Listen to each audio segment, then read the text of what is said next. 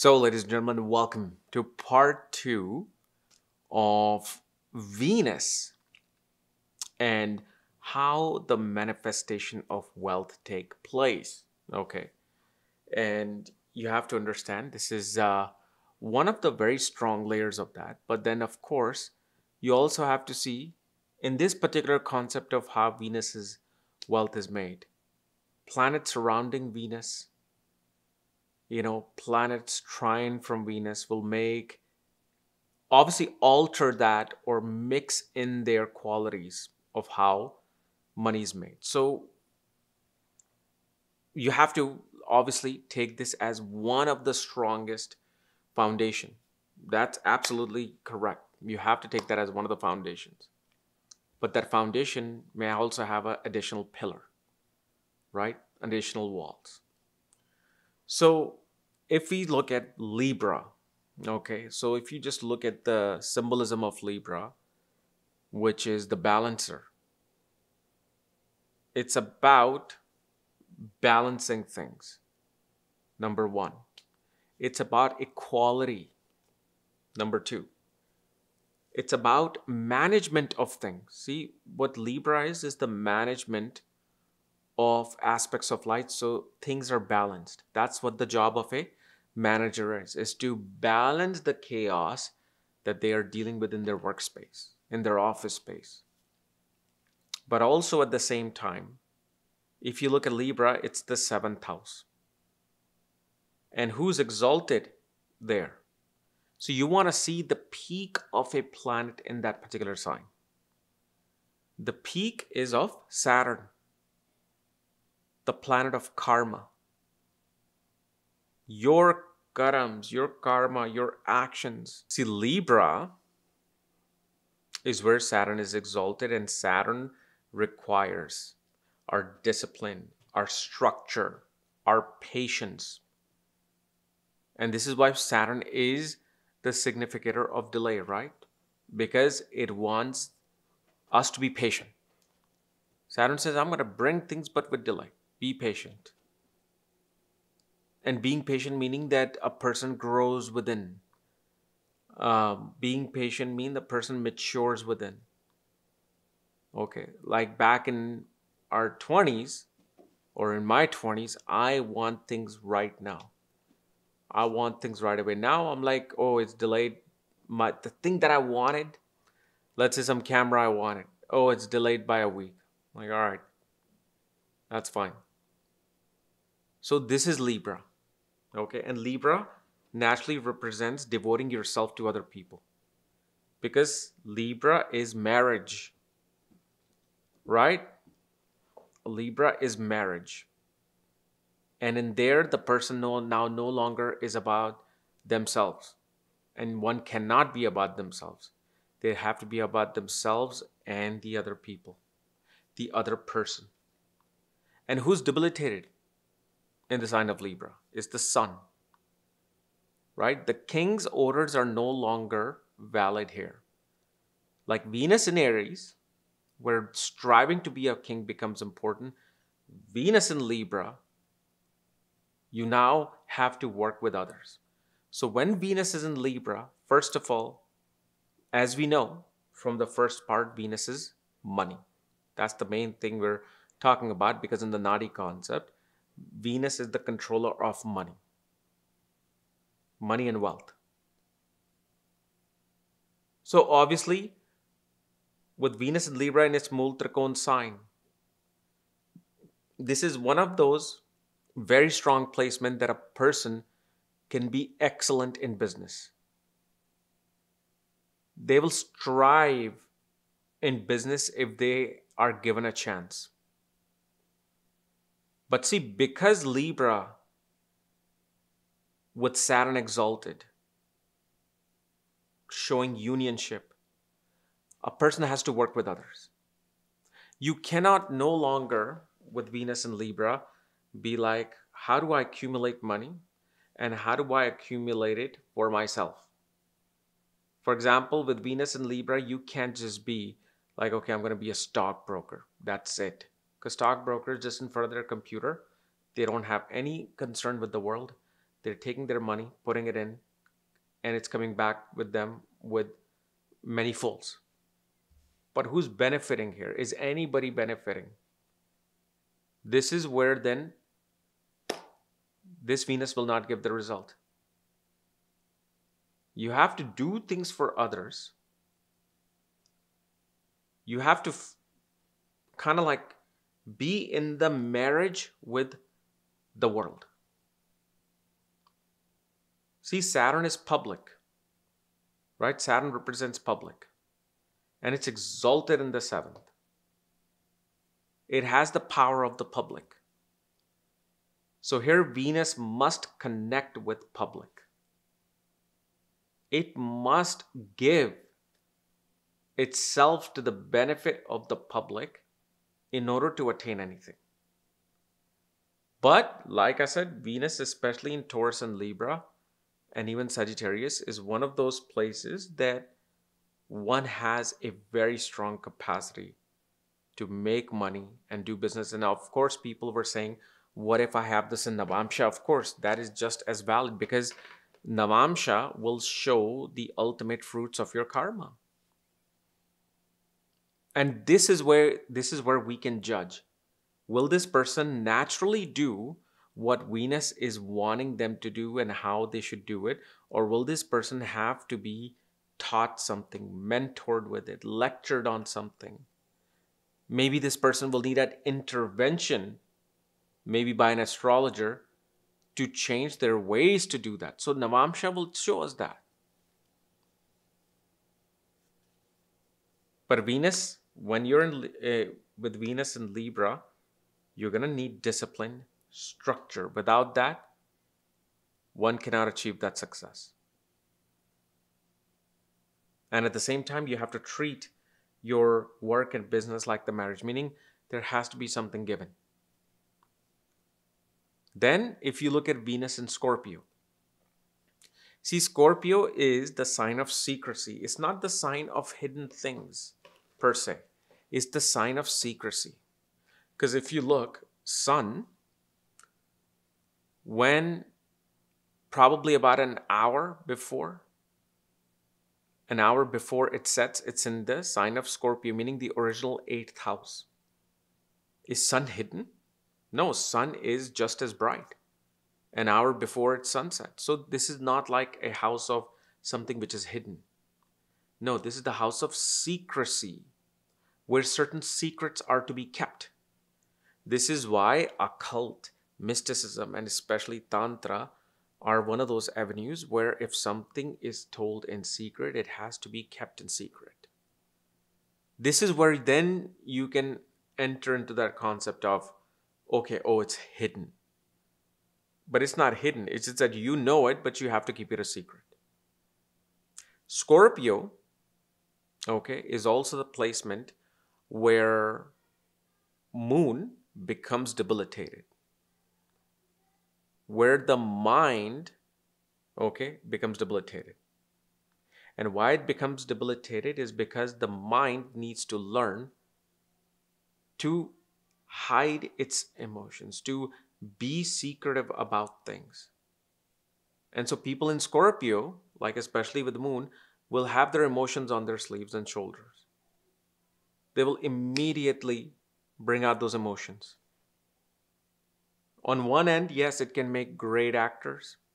On the other end, because an actor can easily bring out their emotions, but on the other hand, then they're at a disadvantage with the world, because the world most of the time does not understand you. It can be cruel. So now Venus being in the 8th in Scorpio, and this is actually one of the birth places of Venus, Shukra, because Venus was born in Jyeshtha Nakshatra. But it is still in the sign of Scorpio. And if you know anything about Venus, it attained every single power in secrecy. All the siddhis it gained secretly.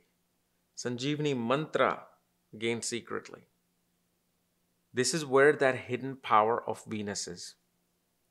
So when it comes to wealth, okay, When it comes to actually wealth, and also one thing I forgot to say, with Venus in Libra, marriage itself becomes the activation of wealth. A unionship becomes the activation of wealth. But Venus in Scorpio, the first thing is that one has to keep secrets about their wealth, secrets about one's, you know, plans in life.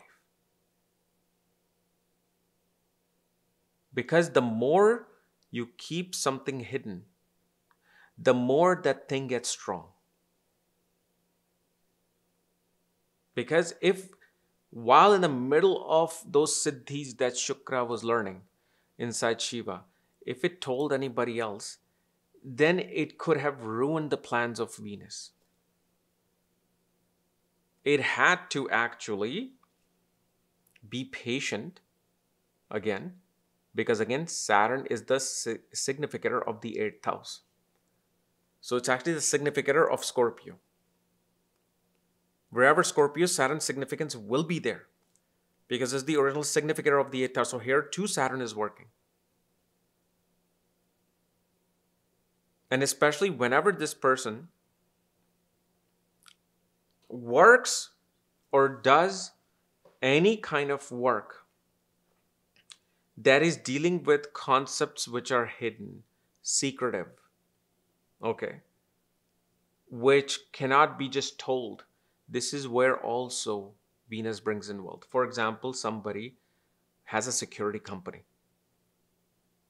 When you have a security company, you don't just tell your cousins and friends, oh yeah, our security company this, do that, this, and we have the capacity to do this, this, and this. Whatever the capacities are, has to be hidden, because then the client who's getting your service, they're not going to get it. Cybersecurity, occult, mysticism, and especially you will also see, because of this sign of Scorpio, Venus can bring in huge windfall of gains. Insurance, inheritance, and especially with Venus, you will see any place you go where they give bonuses. Like, okay, if you do this, this, and this is the bonus you can get. This is where this person will thrive. Any place where see, Scorpio is what? Scorpio is that sudden sign, right? Surprising sign. You're suddenly shocked. So it's like you're working, and by the end of the year, you're getting an $80,000 bonus check. And so another thing is this also with Venus and Scorpio. Don't keep always checking what you're supposed to get, what you're getting right now. So like, for example, if you have a business, every day you want to see what transactions came in. You don't want to do that. You just let them be and let those transactions surprise you. So for example, if let's say you have your own business and your transactions are coming in person, or let's say online, don't check. You just keep doing the work that has been given to you. And by end of the week, you check. And you will see, when you check every day, you don't make that much money. But when you check within 2 weeks, suddenly you have that money. This is one of those things about Venus. The other thing, especially for males who are, let's say, married with their wives, on Fridays, always surprise your spouse with some gift. When you surprise your spouse on a Friday with some gift, it suddenly awakens Venus. Why? Because when you surprise your wife, you're surprising Venus. And I'm saying some nice gift. So when Venus receives that gift, thank you. So especially in that transcendental world of planetary energy, Venus feels that great shock, like a surprise birthday party. Of course, I'm not saying that you need to do this like every week or every month, but maybe every other month. Surprise the spouse with some small gift, some concert of a musician that she likes, getting the tickets to those, taking her to a very nice fancy dinner, telling her the morning of Friday that today I'm going to be taking you here. This is where you will see Venus becomes active. But especially the thing is, the more secretive you are about your wealth, money, and earnings, the more Venus then gives you more knowledge to earn more. It's not like Venus is giving you money. It's giving you more ideas and more knowledge. It's like, imagine if you were to learn this process of Sanjeevani and that process stopped within 6 months, or 5,000 years versus 10,000 years that Venus took. Venus would have been half-assed at it. Maybe Venus could have awoken 30% of the Asuras instead of the 100% that were being awakened during the war. So that's the quality of here with Venus. Then when Venus is in Sagittarius, this is where destiny comes into play. Okay. When Venus is in Sagittarius, things are naturally destined to be given to you. You don't even have to do much about it. And remember, who's at the heart of Sagittarius? The nakshatra, which is ruled at the heart of Sagittarius. It's Purvashada, ruled by Venus. So this is also one of those areas that are being given as a responsibility to Venus, of Sagittarius, of Dharma. See, Venus, if you really read any of the Puranic text, not just Parashara or any classical astrological text, I'm talking about those limbs of Vedas, you will see Venus is literally known doing some kind of a penance the whole time. It is doing some penance, it's learning some mantra, is giving guide to people. And so once you read those real texts, then you realize why Venus actually has its domain in Sagittarius. Because Sagittarius is what? Sagittarius is counseling, advising, consulting, okay, teaching. That's what, Venus is. And so here, whenever a person becomes like a strategist, see here, one has to become a strategist. When you become a strategic consultant, counselor, advisor, this is how wealth will come in. Wealth is not going to be coming in by doing some physical work. Wealth will actually be coming in by having the power behind the scenes. Meaning you have ideas that other people don't. That's how you have to become. You have to dig up ideas inside you that other people have not thought of. Why? Because first of all, Sagittarius is 12th from the 10th house of visibility, of fame, of work. But see, Sagittarius is where all the planning is happening. For example, when you go to a concert of your favorite musician, you're there for 2 or 3 hours, you see their performance and you come out. And you're just probably thinking in your mind that, oh yeah, they probably were just at a hotel having fun and just came on the stage. They already memorized all their lyrics. They already know all their dances from previous 10 years. Of course, I wish I could do this. But you don't understand the legalities, the management, the practice, okay, the consulting that happens behind the scenes for hours and hours and hours. You're just seeing the small part, the refined part of that in the sign of Capricorn. But see, this is where the bhagya is there with Venus. Meaning the luck and destiny is there with Venus to succeed in Sagittarius. You have to utilize it in a way where you're benefiting with Sagittarius, not at a disadvantage with Sagittarius. And especially one thing you want to do as Venus in Sagittarius, always avoid gossip. Avoid gossip. Avoid even socializing too much with people. What Venus shows in Sagittarius, the more you learn, the more you're occupying yourself in something higher, the more I'm going to be activated for you.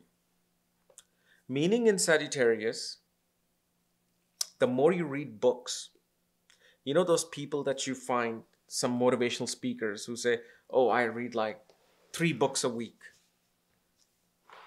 It may be true for them, but may not be true for millions of people. They'll read whatever books. They can read books on Warren Buffett if he was to write in front of them the book, and still they won't be able to make the money. But when you have Venus in Sagittarius, and when you strive for higher knowledge, and I'm not talking about striving for PhD or master's degree, but you may already have that, but you need to strive yourself towards higher knowledge. See, especially with Venus in Sagittarius, such people should actually read their religious text, spiritual text, sacred texts. And especially if you see from the sign of Taurus, okay, of money, Sagittarius is in the 8th house.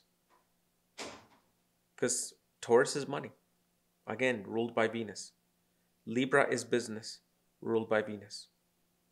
So if you look at this angle from Taurus, Sagittarius goes into the 8th. Meaning, until the person dives themselves into secret, deeper knowledge, only then Venus's money comes in. So you will see, for example, with somebody with Venus in Sagittarius, them just having interest in astrology, watching some astrology video, reading some astrological book, reading books on Tantra, on magic, on some secrets of this world, you somehow see when they do this, somehow they start to find improvements in their life. They start to find improvements in their life. The other thing with Sagittarius, whatever money you make, okay, there's another placement, but with Sagittarius, whatever money you make, you should always give it to some religious place. And I'm not talking about like the great habit is to perhaps every week give 5%, 10%, but at least once a year, you should donate something either to a religious organization or even a higher educational organization where education is very vital, where this education has to be taught. So whether it's Bhagavad Gita or whether it's physics to children in village, where maybe like an Einstein might be reborn, this is where you want to give your money. And from there, your Bhagyodaya happens. But these qualities have to be there. And also at the same time, when you become the guru,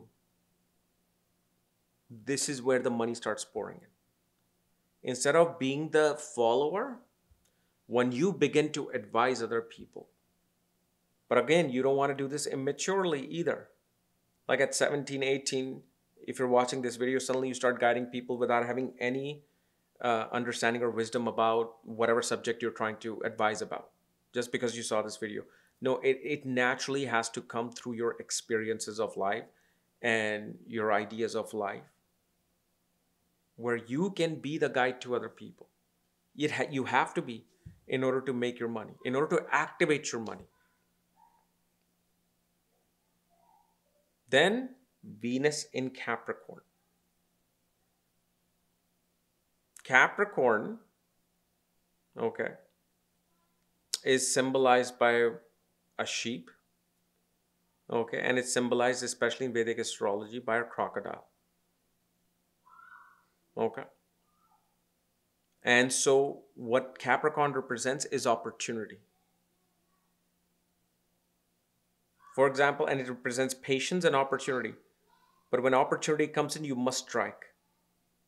Why? Because if you ever watch National Geographic videos, the crocodile is very quietly just in the water and you can only see its eyes.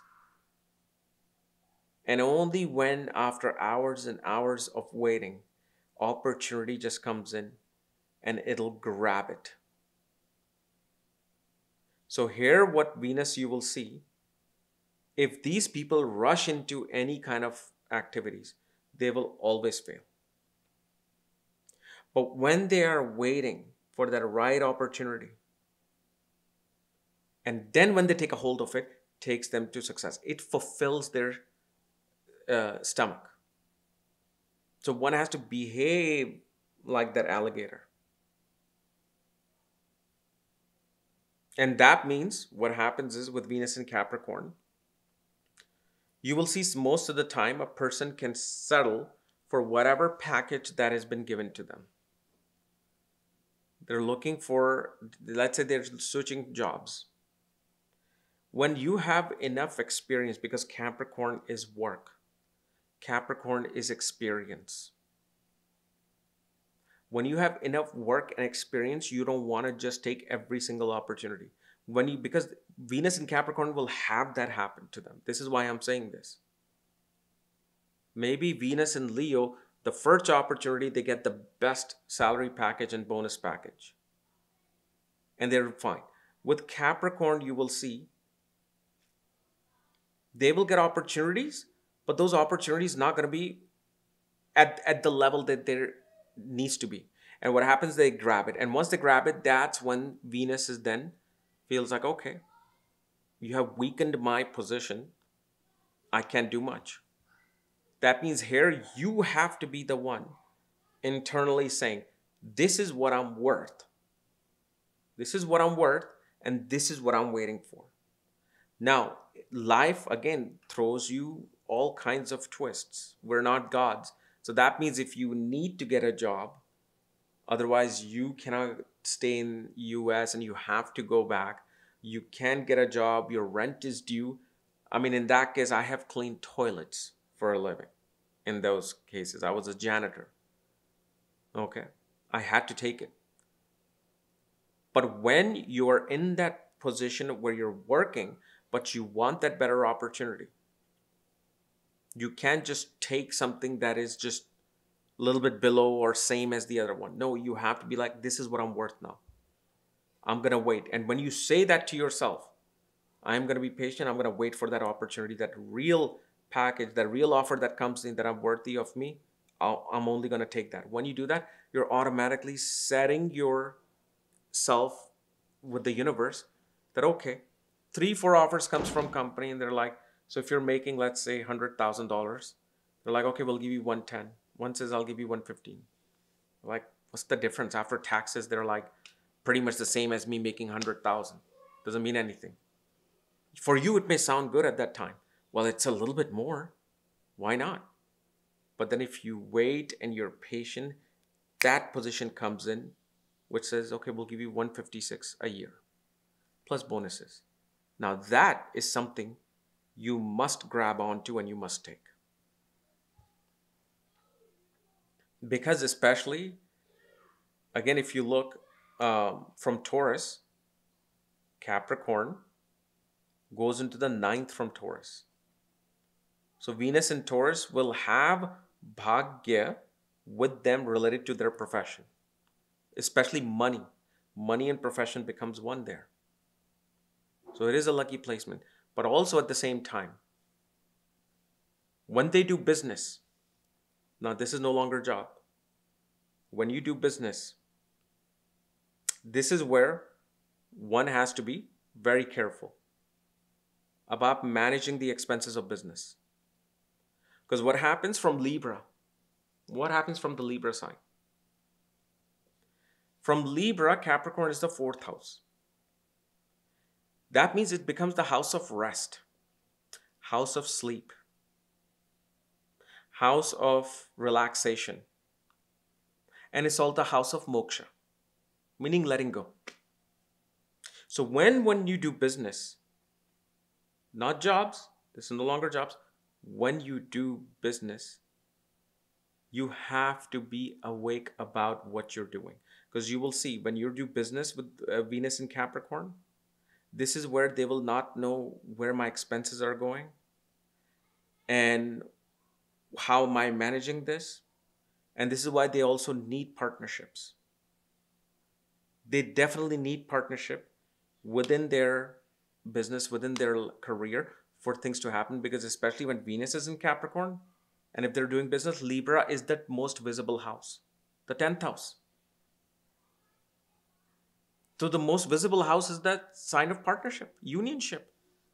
They must create union where, especially, one has to kind of like section out things. Like, okay, this is my business, I get it, but I'm going to be managing the marketing part because that's what I'm good at. But I do need somebody who can package this stuff, and I do need somebody who can take care of the books because I don't have the time. This is where the locomotive moves forward. And also with Venus in Capricorn. See, in Capricorn, Mars is exalted, Jupiter becomes debilitated. Okay. That means the management skills becomes lost. The wisdom of management gets lost. But what becomes so strong is that ability to take action now. Like Venus in Capricorn will always strive to take that action, but that action will be without wisdom. This is where they have to kind of solidify and divide what they're doing. Because otherwise, when you do business, Shukra is resting in that position from Venus. And especially this is why when Venus is in Capricorn, work in night.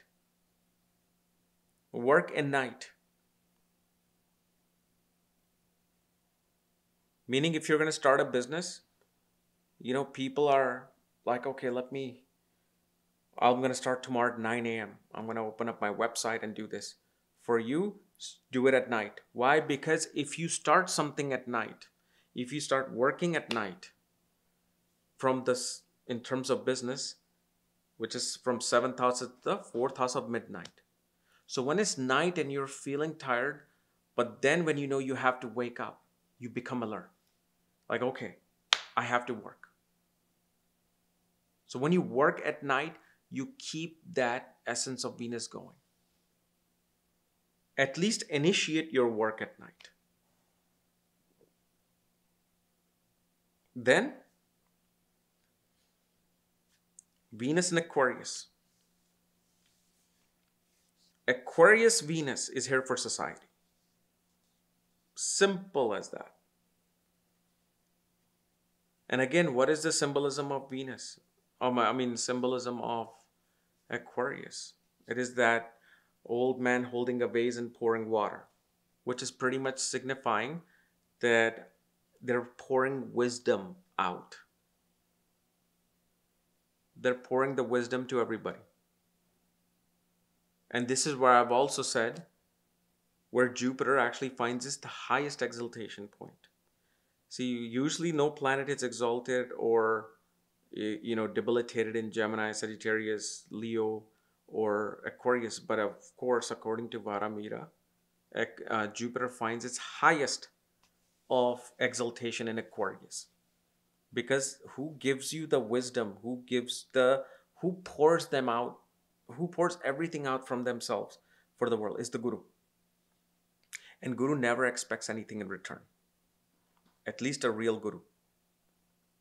Real Gurus, what they do when they realize they have gotten their enlightenment, they will set aside their enlightenment in the astral plane. They're like, it's there. It's like my safe deposit, my insurance money. It's there.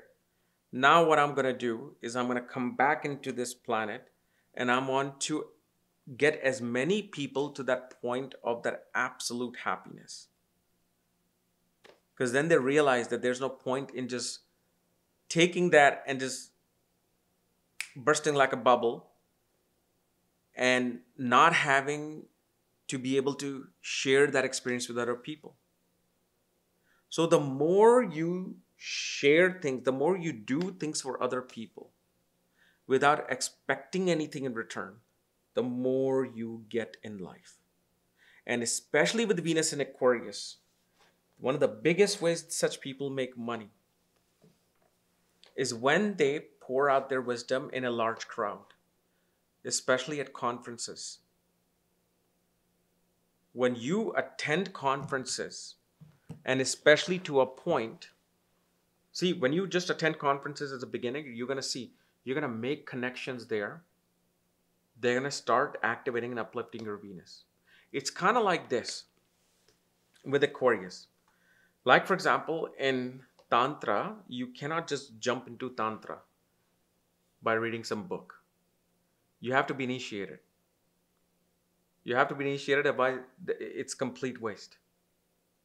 But how do you then get initiated? You may not have anybody. You'll be like, I don't know what to do. Well, just like, and this is exactly my own experience. I was dying to be initiated into Kriya Yoga. I was just since 2017. And something always came up. All delays happen. But then I'm like, okay, you know what? I read some book. And I'm like, this probably is not even real technique of Kriya. But you know what? I'm going to do it. And in my meditation room, especially when I moved here in Texas, in my meditation room on the other side, every day I just kept doing it. I'm like, maybe it is real, maybe it isn't. I haven't been initiated, fine, whatever. Let me just do it so I can just progress a little bit, at least on my own. Something they will see, all the pictures that I put up the Guru, maybe they'll see, recognize something, they'll have mercy on me. And from there, finally, after a year and a half of doing it every day, and yes, it was a completely wrong thing I was doing, I finally got initiated into Kriya Yoga by Sri M. And it was that whole classic statement that when a student is ready, the Guru shows up. Student doesn't have to go search for a Guru. So what happened is, I'm in Texas. Sri M's ashram is in Texas, a couple of hours away from me. And I'm like, what? And then, of course, the pandemic happened.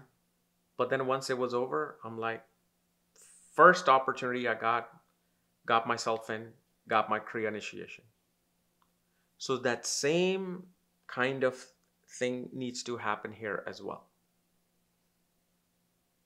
You don't need to be at the top, you start at the bottom.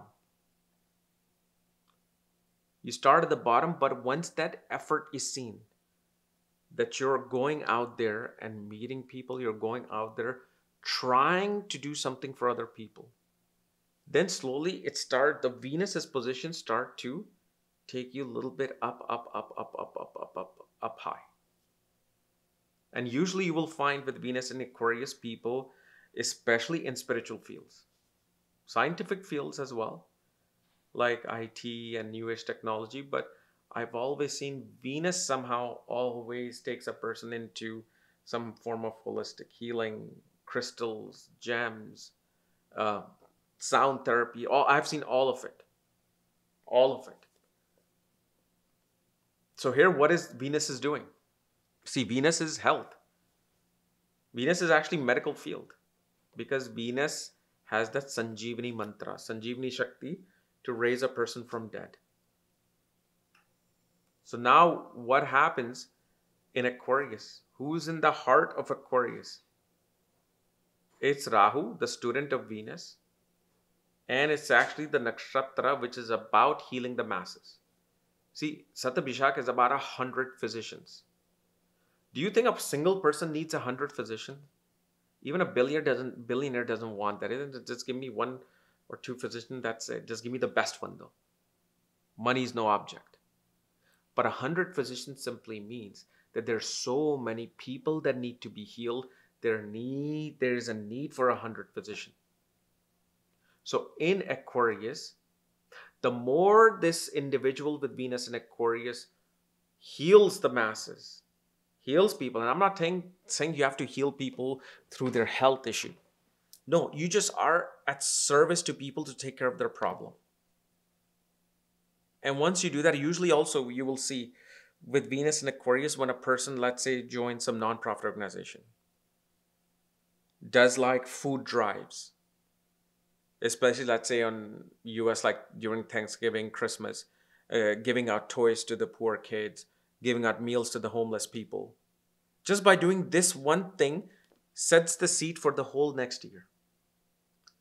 So when they do this for like every year that seed is now that plant is going to regrow. So it helps them. This is why Aquarius is 12th from the 12th. Aquarius is 12th from Pisces. It's the Bhavat Bhavam of Pisces. And Pisces represents expenses, losses, foreign lands, donations, monasteries. So now this is the higher form of self. See, 12th house is monasteries.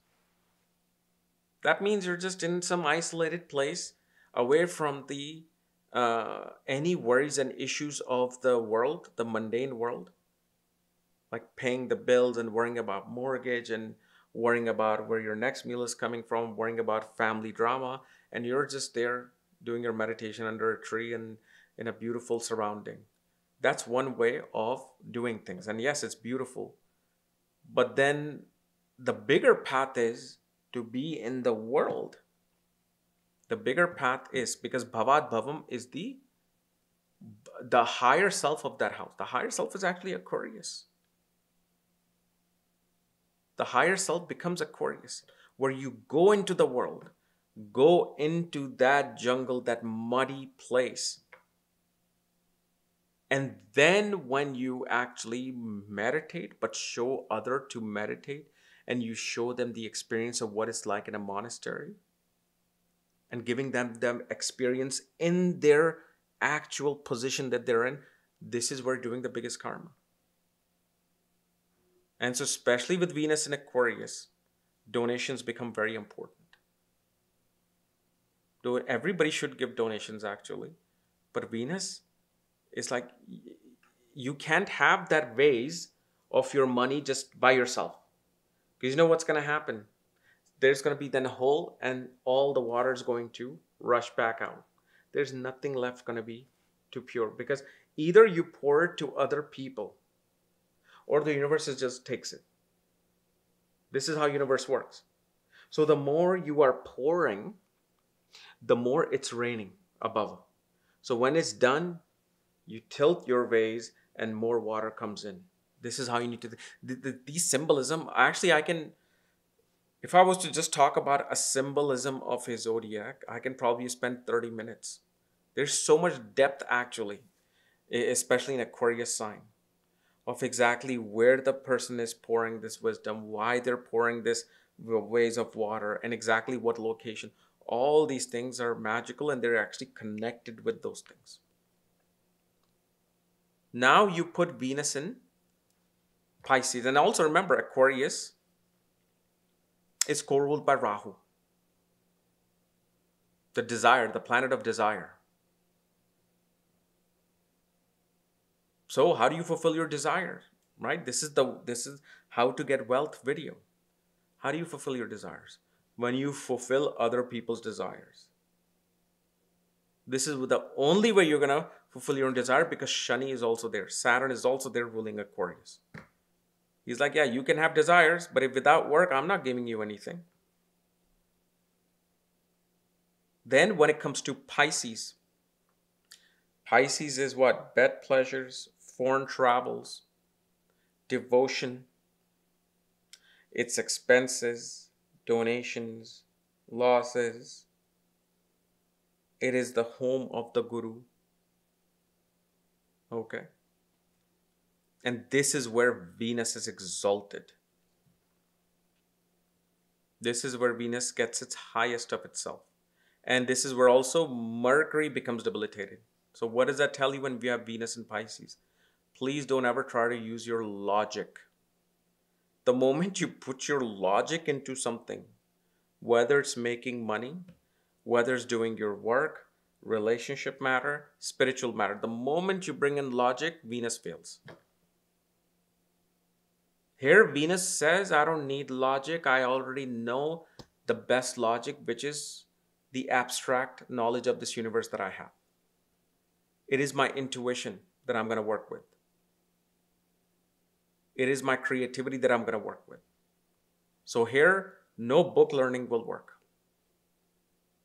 No book learning will work.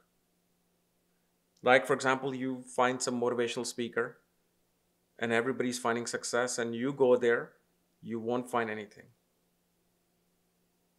The only way one finds wealth with Venus in Pisces is devotion to one's work, as if it's the only thing that is there. You have to become either Mirabai or you have to become Ananta Moima. See, Ananta Moima said something very beautiful. He says, when I was born as a baby, I was the same. I became a teenage girl, but I was still the same. I became a young woman, got married, I was still the same. Here I am now in front of you, Father, when she was talking to Yogananda, she said, I'm still the same.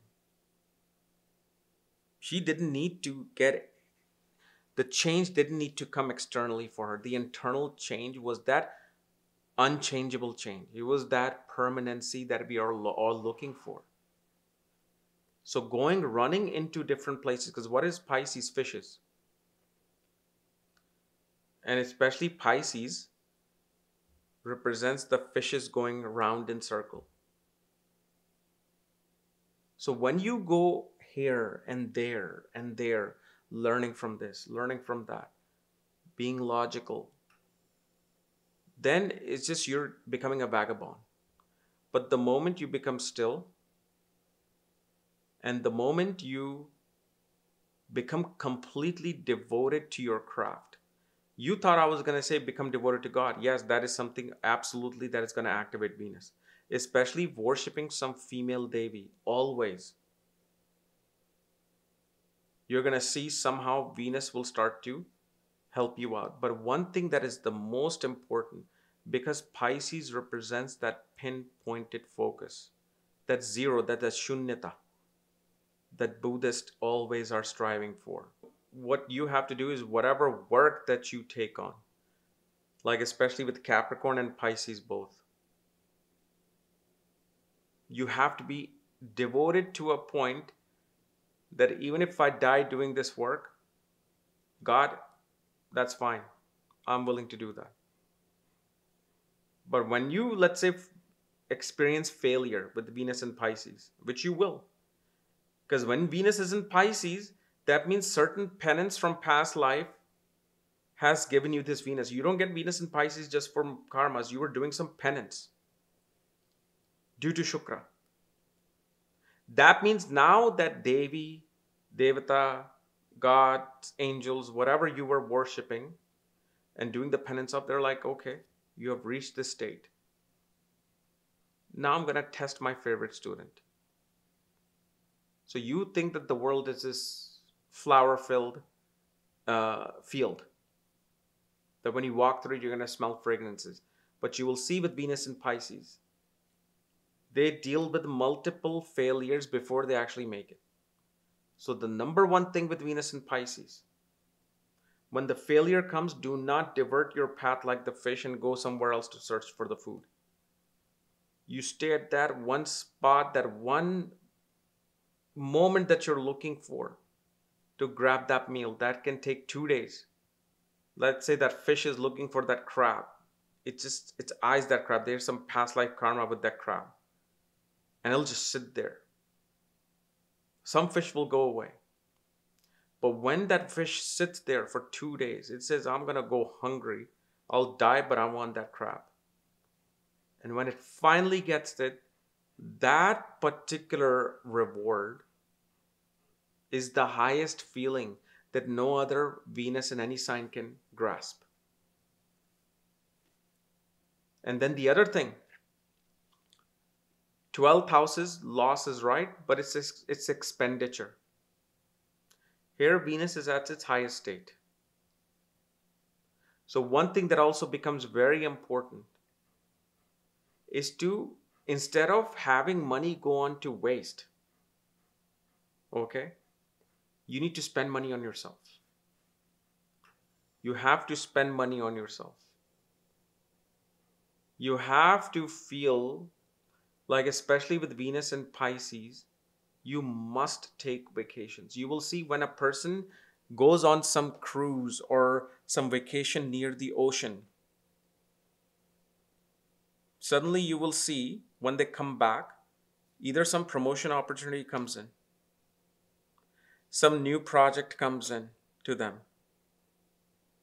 some new source of income can arise when they're doing a business. Because again, Pisces is a dual sign. There will be dualness in one's ability to earn money, like especially Venus and Sagittarius. So I'm going back. They'll be doing job, but they'll also be very good at investments. They'll know. They'll know how to, make money through money, make money through other people's money, because Sagittarius is eighth from Taurus. Eighth house is a house of other people's money. So that's where that knowledge is. But with Pisces, because Venus is at a higher state, you have to be in the most beautiful, neat and clean avastha. It's not environment. It's the condition of yourself needs to be that. It needs to be pure cleanliness. You actually should be, even if your mind thinks, I want to be a minimalist, even then you should strive to make your even most minimalistic place the most beautiful environment. Because this is where Venus is now sitting, and it's in that mode of Ananda, that pure bliss and that pure perfection. Not just bliss, that pure perfection. So that means your life has to become perfect. And of course, just like Aquarius with Pisces, the more you give, the more you receive. Because it's the ocean. Ocean does not need your water. Remember, you donating water into the ocean was like, what are you doing? But ocean realizes that this person has the sincerity to actually pour the water in the ocean, so the water doesn't go into waste in some kind of a drain. This person has sincerity. Let me give something to them. So Venus in Pisces has done all kinds of donations, given themselves to the world. But in this life, again, that test is there, and that sincerity should be there, that listen, even though I've done all this, I'm still doing it. I'm still going to give money. So it becomes important for that in order for the wealth to be activated. And especially with Venus is in Pisces, of course, any work related to shipping, any work related to export import businesses, business of Venusian goods, especially if Saturn is trine from Venus in Pisces, besides creativity and media, you will see when these people work with spiritual products, beauty products, exporting goods to foreign places, they do very well. But again, position of Saturn on the sign has to be seen as well. And so that's why also I have now the Venus reading on my side open, because this way you get to understand Venus sign is there, but yes, what's around it, who's kind of like changing certain things in this Venus's foundation, and of course the nakshatra itself will play a big part. Okay, so anyway guys, I don't know how long I've been recording this, but this was my Venus part 2 of how to make wealth and money. And if you're new to my channel, subscribe below. And if you want to know everything about your chart, your planets, your reading, consultations, including my Venus consultation, check out the link at scarusastrology.com. Otherwise, we'll see you later. Bye-bye.